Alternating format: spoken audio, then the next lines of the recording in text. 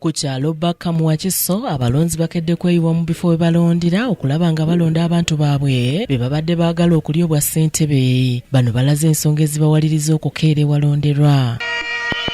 Tukadde kuba tetwagala keeresa buddeemu ate twatusereeti basomere gye sitanga amanya bagasome nga tetwazze twagadde tutuukewo mu budde bagende osomere gye sitanga weetuli. Ffe tugenda kuwangula tugenda kulayira twawangudde dda ate nga tuliwumize.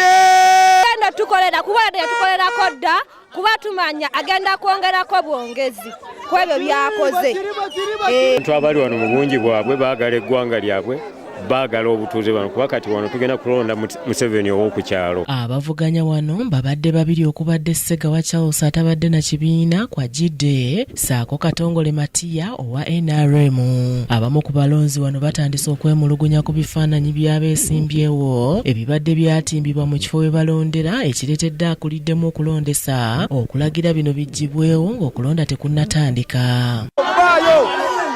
Matiya abeeye mu kalulu kaffe si agenti wa kalulu abalondesa we bali musajja vaayo nawe musanyusi bayiri oveeyo nga tukwagalayo oyo talina byakola wano wave.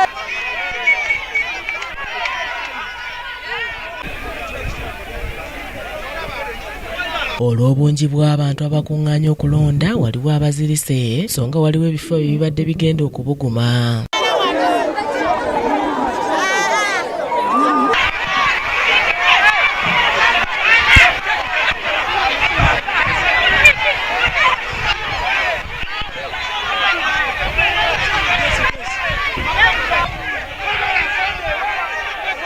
Oluvannyuma Katongole Matiya alangiriddwa ku buwanguzi n'obululu 47 kyokka Ssegawa Charles afunye obululu 34 agaanye okukkaanya n'ebivudde mu kulonda era n'asalawo okuddukira mu munisipaali yeekubira enduulu ng'ayagala okulonda kuddibwemu.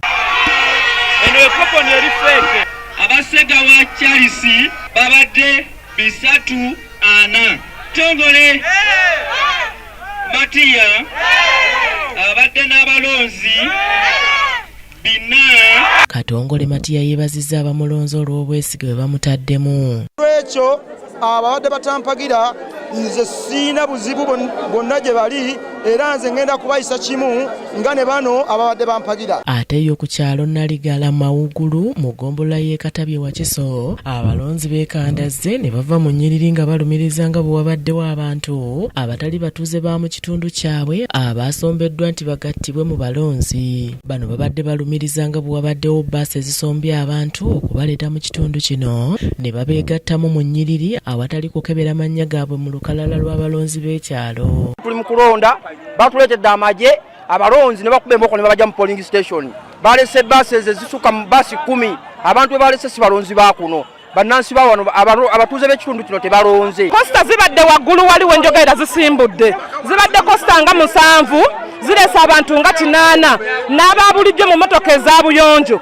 naye bannyini nga bwe bawulira nga boogera bagamba tugenda kulondaani. Abakulembeze ab'enjawulo mu kitundu kino bavumiridde ekikolwa kino. Kyeyolese lwatu nti akalulu kabadde ka buvuyo katandikira ddala ku n'abakyala akalulu n'abakyala bwe kabeeramu obuvuyo bwe bayiwa amagye ne gakyankalanya akalulu era nga bazze beewera nti ku luno kijja kuba kisuse era kituufu bakitulazeeko. Basisibwa b'amagye abali mu yunifoomu eza gavumenti n'abali ne mu ngoye eza bulijjo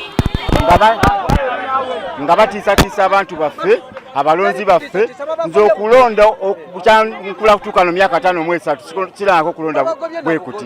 Ate yo mu Nkumba Central okulonda kutandise kikeerezi olw'abalondesa okutuuka nga bugenzi. Eno bangi kuba badde bakedde okulonda bawese ne baddayo waka wakati mu kulumiriza ab'ebyokwerinda nti okubanyigiriza ekisusse. Abatuuze b'e Nalugala tebalonze babaggyeko eddembe lyabwe tebalonze kubanga babakubye ne register zennyini ze baateekawo tebazisomye. Naŋŋamba fuluma ng'abalala bali ku miggo babatadde mu drone babasibye ku kalulu k'omuntu wa wansi ako ku kyalo. Ffe ab'e Nalugala tuddemu tulonde kayite tulonze naye tubuuza mmemba wa paliyamenti ajja batya mu makalulu kaffe talina kyalo kye mwalondera amagye kulwaki tukumibwa amagye. Kyambadde Shadrack Joshua ne Senta Moses be bakusakidde eggulire lino ku lwa KTV Amalindirire.